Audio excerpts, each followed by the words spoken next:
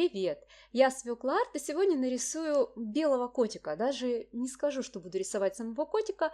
Акцент в этой работе стоит на глаза. То есть в данной работе я рисую, можно сказать, глаза.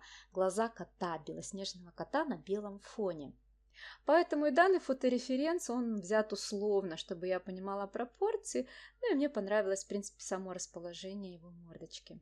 Бумагу я для этой работы выбрала хлопковую, это стопроцентный хлопок от китайского производителя, называемого Баохонг.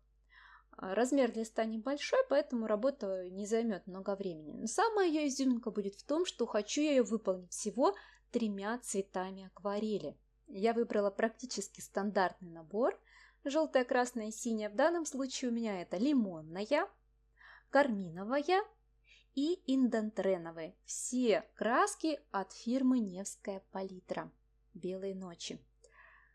Сейчас я делаю замесы такие пробные для того, чтобы оттенить шерстку котика из 3 цветов. Я увлажняю весь лист широким флейцем. И начинаю по сырому, очень влажной краской оттенять мордочку кота. Помню, что потом краска посветлеет, поэтому кладу ее немного поярче, чем предполагается в результате.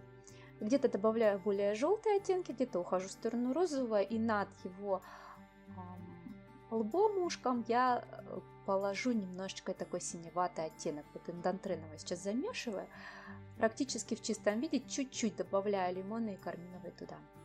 Хлопковая бумага сохнет не очень быстро, в отличие от целлюлозной, но так как дома низкая влажность и довольно жарко, все-таки подсыхает она довольно-таки быстро. Я должна успеть ввести цвет в цвет, пока бумага у меня не начала просыхать. Пока я вижу, что она влажная, я могу усиливать цвета, как я делаю это сейчас над его головой, и добавлять какие-то цвета. Вот сейчас я буду работать еще с более розовыми оттенками, их очень не хватает.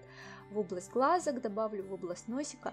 Надо это вот очень хорошо прочувствовать, успеть. Если бумага хоть чуть-чуть уже просохнет, добавлять будет невозможно. Это все испортит, пойдут разводы, потеки ненужные, некрасивые, неплавные. И эффект вот этой мягкости будет потерян.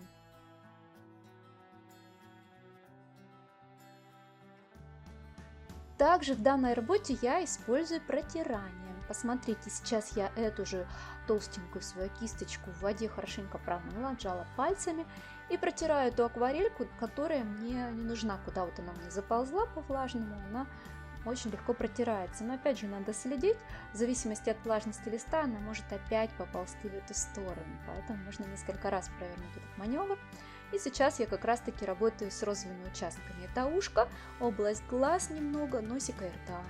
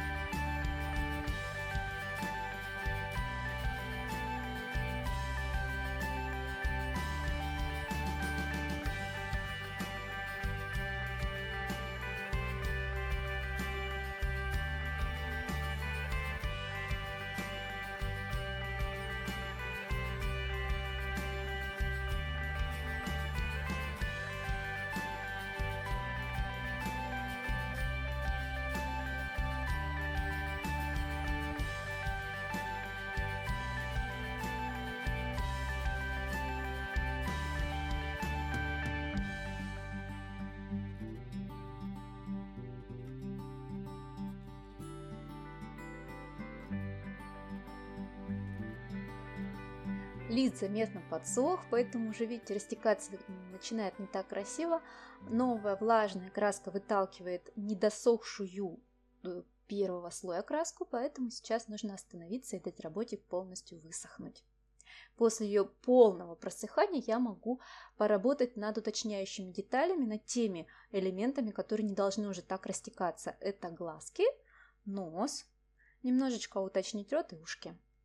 Котик у меня будет зеленоглазый. Я не отхожу от своей палитры, я использую все ту же лимонную дантреновую.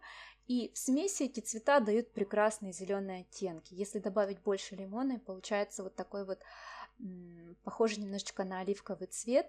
И начинаю я глаза прорабатывать от светлого к темному, как обычно. Поэтому я сейчас сначала указываю самые светлые его, такие оливковые части глазок, а уже потом буду добавлять темноты.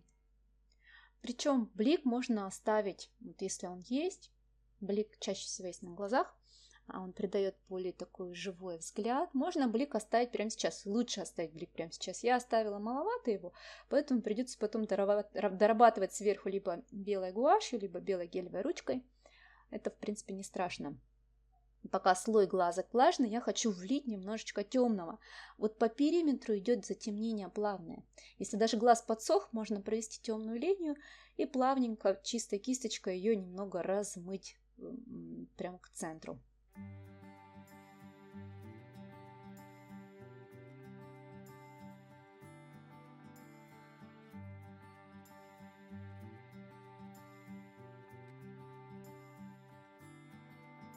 Еще хочется более живой взгляд сделать вокруг глазок.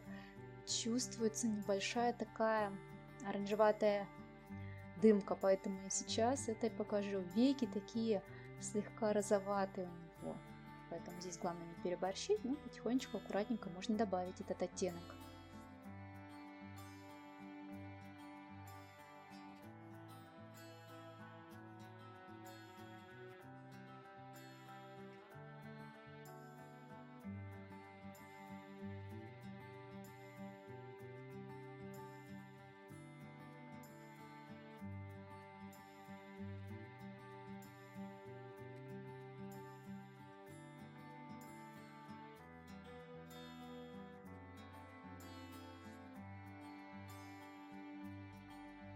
Для носика я возьму тоже розоватый оттенок, это карминовая плюс лимонная.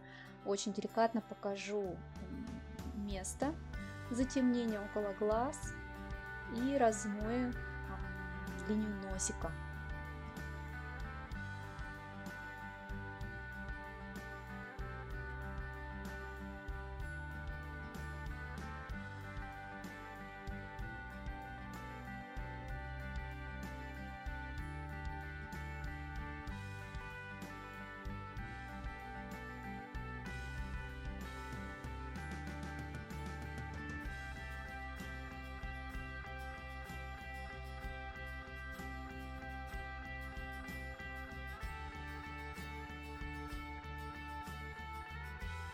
Уточняющие штришки там, где ушки, там, где рот.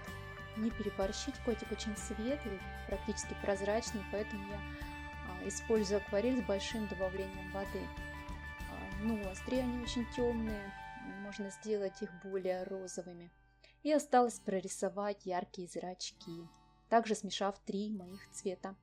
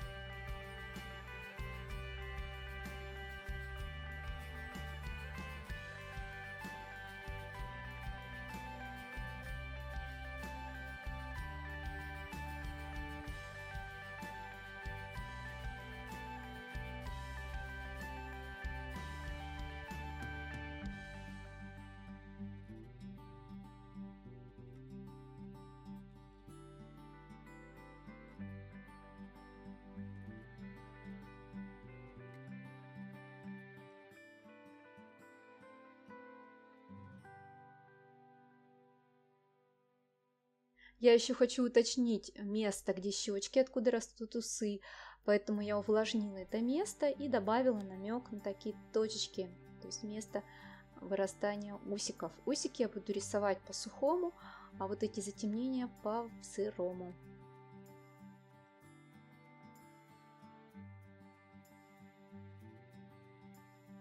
Работа подходит к завершению. После полного просыхания можно указать блики, потерянные в глазках, а также прорисовать усики и, возможно, кое-где шерстинки.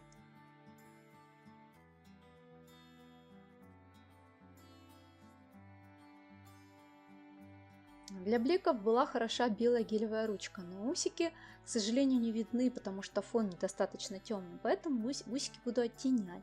Я взяла кисть лайнер из синтетики, такой светлую смесь, немножечко темнее, чем фон, и рисую очень, опять же, деликатно, кое-где несколько усиков.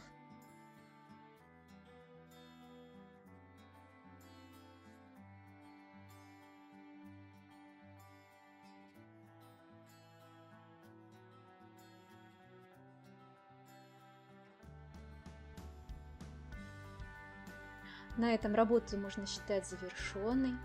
Получился очень выразительный взгляд на фоне белой мордочки. Вдохновения вам и успешного творчества!